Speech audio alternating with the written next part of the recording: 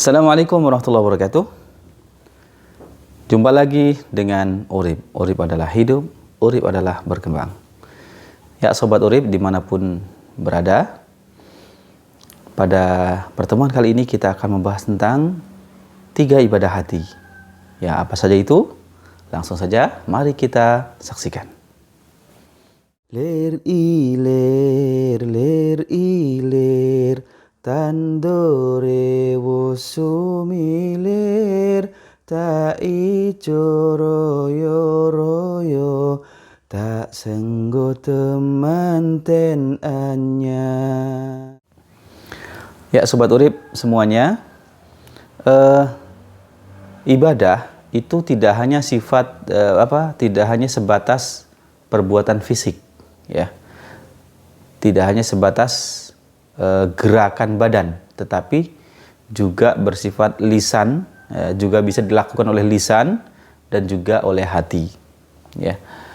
Nah, lisan itu dengan berzikir, membaca Al-Quran misalnya, ya, itu adalah ibadah lisan. Berkata yang baik, ya. Kalau tidak mampu berkata baik, diam, itu ibadah lisan. Gerakan, ya, misalnya sholat, ya, terus kemudian haji, kayak begitu, ya, dan ibadah-ibadah lain yang melibatkan gerakan badan, itu sifatnya ibadah badaniyah. Juga ibadah harta, gitu ya, maliyah, ibadah harta. Nah, yang kita akan bahas kali ini adalah ibadah hati. Jadi hati itu juga bisa beribadah, bahkan menjadi pokok utama dari ibadah. Sah dan tidaknya amal itu bergantung kepada niat. Nah, niat itu adanya di hati. Niat itu adanya di hati. Ya, ulama sepakat, seluruhnya sepakat bahwa niat itu adanya di hati. Terus kemudian ada perbedaan pendapat tentang melafalkan niat. Nah, sebenarnya niat itu ya tidak dilafalkan, ya. Walaupun ada beberapa ibadah yang niatnya dilafalkan sesuai dengan contoh dari Nabi.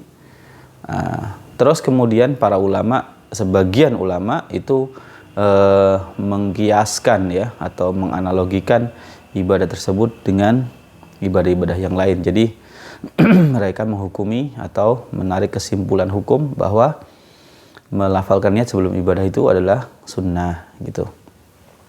Nah, ini adalah perbedaan pendapat yang sah-sah saja, ya. Jadi tidak ada pendapat orang yang mutlak benar. Ini namanya pendapat. Ada kalanya salah, ada kalanya benar. Maka ucapan para ulama itu mereka mengatakan ro'i shawab, pendapat saya benar, ya. Tapi bisa jadi ada kemungkinan ihtimal, ada mengandung kemungkinan khata, salah, gitu ya. Jadi nggak mutlak, kalau bukan pendapat saya itu salah, gitu. Nggak ada begitu ulama dulu. Ulama dulu meyakini pendapatnya benar, tetapi tidak mengklaim pendapatnya itu 100% benar. Ada kemungkinan keliru, gitu. Jadi ya yang sekarang, ya, ikhwan yang baru ngaji, terus kemudian nyalah-nyalahin ustadz senior, gitu. Oh, itu ahlul bid'ah, kayak gitu. Ini kurang jauh, ya, belajarnya, kurang banyak bacaannya, gitu. Jadi yang suka hobi nyalah-nyalahkan, ya, itu tandanya ilmunya kurang. Maka tidak boleh langsung kita menjudge, menghukumi ini keliru, ini bid'ah, gitu. Ya, boleh menurut pendapat kita itu adalah bid'ah, boleh, gitu. Kayak misalnya kunut subuh.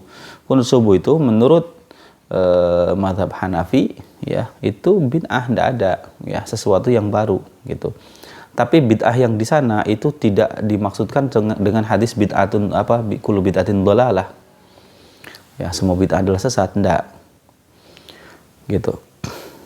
Siapapun yang mengatakan kullu bid'atin dhalalah itu pada dasarnya mereka juga secara kenyataannya, realnya, mereka meyakini tidak semua bid'ah sesat, gitu ya. Buktinya apa? Mereka membagi bahwa yang sesat itu kalau inovasi atau bid'ah di bidang ibadah gitu. Padahal rutinitas kehidupan itu tidak hanya ibadah, ada akhlak, ya. Terus kemudian ya tidak hanya ibadah ya, kecuali kalau ibadahnya diglobalkan, kan ada muamalah. Muamalah itu ya sifatnya mubah, tapi kalau diklasifikasikan ke ibadah juga bisa gitu. Nah, ibadah ghair mahdhah ya. Nah, kalau yang dianggap bid'ah hanya di sebatas ibadah yang mahdhah, ya berarti ada boleh kita berinovasi di bidang yang ghair mahdhah, kan begitu. Nah, maka ya hadis kullu bid'atin dhalalah itu menurut Imam Nawawi itu adalah hadis yang tidak dimutlakkan ya, tetapi dia ada pentakyidnya, ada pentaksisnya ya. Pentaksisnya apa? Man amila amalan laisa alaihi amruna fahuwa raddun itu. Jadi berkaitan dengan amalan ibadah ya, yang enggak ada dasarnya, nah maka itu ditolak itu. Ya itu, jadi kullu bid'atin dhalalah itu adalah masih hadis yang sifatnya umum, kemudian ditaksis dengan man amila amalan itu tadi. Nah, atau hadis yang lainnya ya, yang senada. Baik, kita bahas sekarang masalah hati deh ya. Jadi jangan panjang lebar kemana-mana. Hati, ibadah hati, yang pertama kita bahas adalah cinta. Cinta itu adanya di hati ya. Orang cuma ngomong aku cinta padamu, belum tentu ya. Karena cinta nanti dibutuhkan, kalau dia benar-benar dari hati, maka akan dibuktikan dengan pengorbanan ya. Begitu. Sebagaimana kita mencintai seseorang, maka kita akan rela berkorban untuknya. Kalau cinta banget ya, tapi kalau cintanya hanya di lidah ya hanya sebatas itu.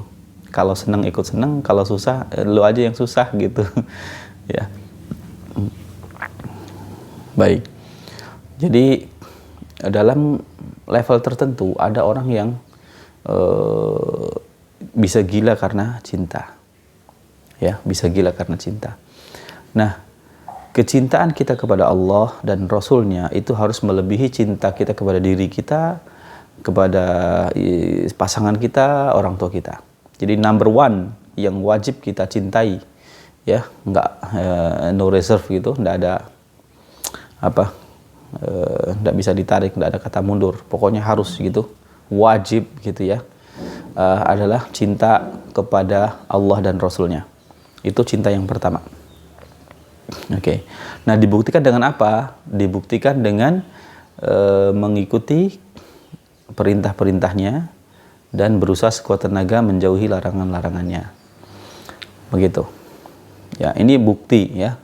Kalau disuruh sholat, ya udah sholat gitu. Oh, sholat nggak bikin kaya, nggak masalah bikin kaya atau tidak kaya. Masalahnya adalah ini yang merintahkan adalah zat yang paling saya cintai, yang nyontohkan adalah manusia yang paling saya cintai gitu. Jadi bersumber dari cinta, maka sholat itu akan menjadi ringan walaupun sholatnya terasa berat ya.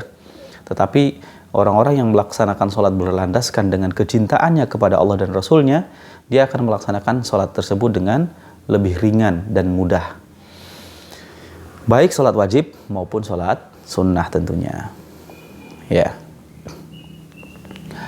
Nah, seluruh ibadah yang dilakukan dengan tanpa cinta, maka ibadah tersebut akan garing ya. Zikir hanya lisan saja, subhanallah, subhanallah, subhanallah, subhanallah, subhanallah, subhanallah. Ya.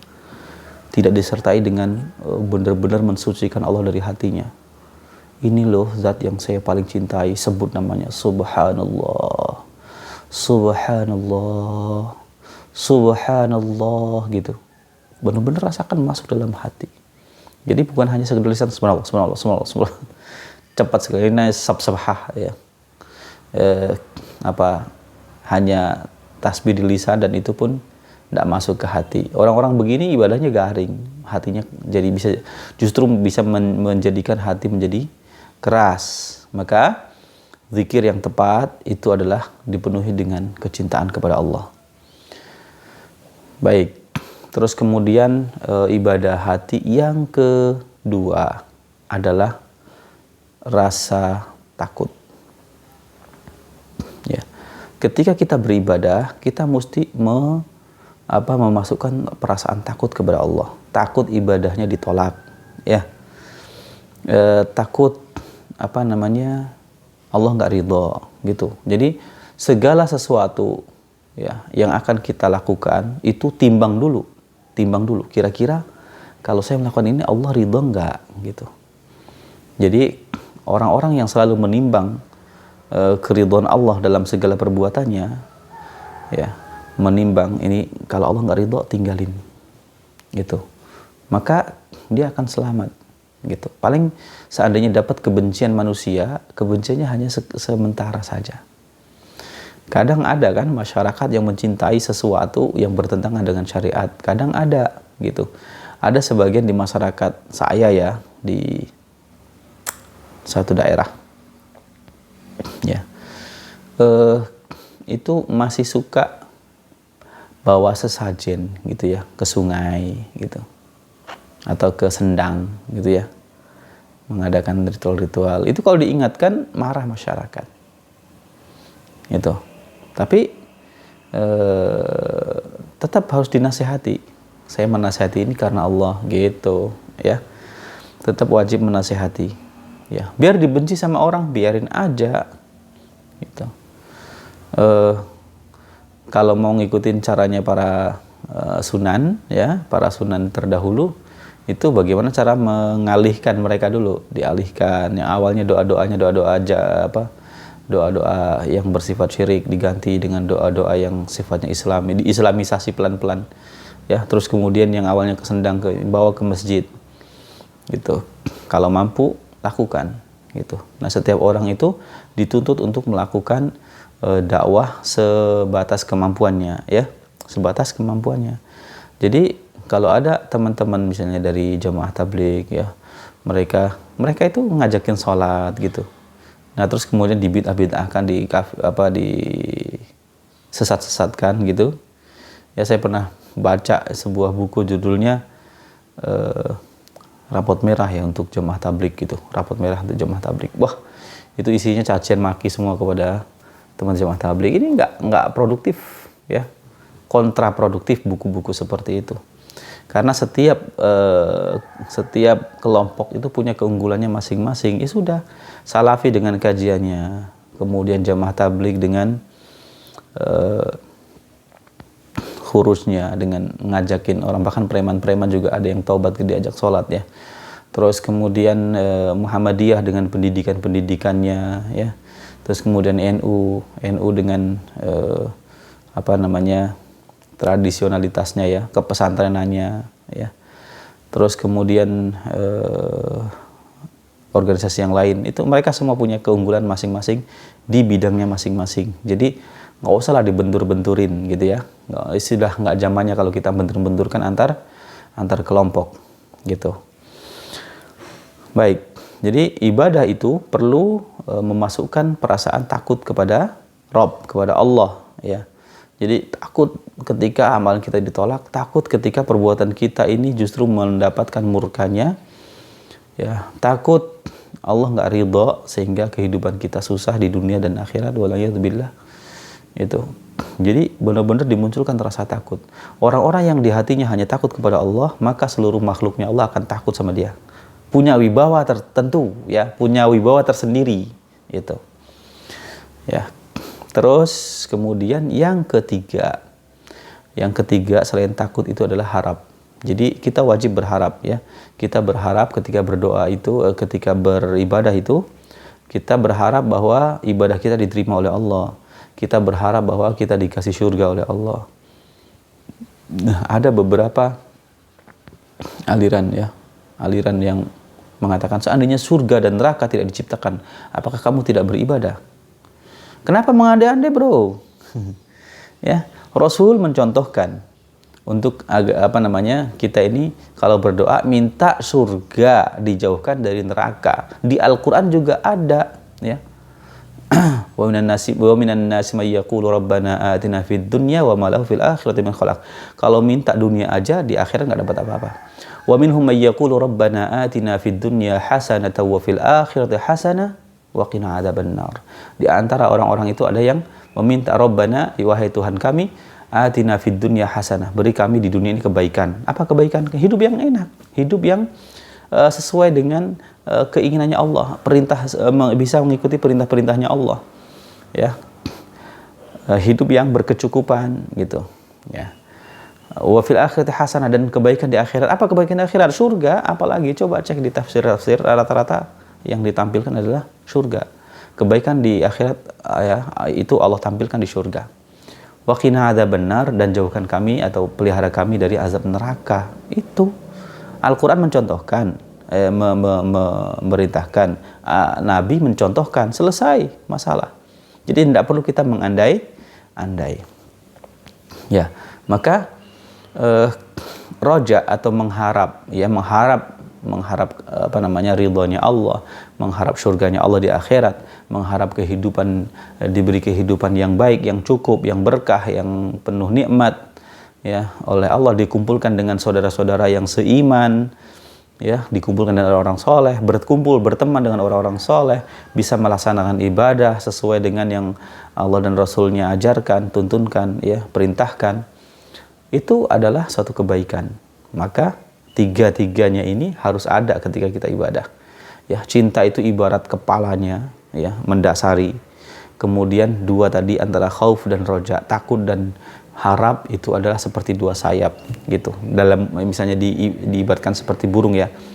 Maka kalau cinta nggak ada, cuma ada sayap, ya nggak bisa terbang, mati burung, ya. Atau sebelah aja sayap, ya. Ada rojaknya tapi nggak punya rasa takut gitu, dia bebas maksiat karena nggak punya rasa takut, itu juga bermasalah. Atau takut aja, nggak punya rojak, ya, takut aja, nggak berharap nggak berharap rahmatnya Allah, ya Allah juga marah yang demikian, justru Allah marah. Baik, jadi tiga-tiganya ini harus wujud ketika kita melaksanakan suatu ibadah, ya. Demikian kajian singkat untuk kali ini. Semoga bermanfaat. Subhanakallahumma bihamdika asyhadu an la ilaha illa anta astaghfiruka wa atubu ilaik. Wassalamualaikum warahmatullahi wabarakatuh.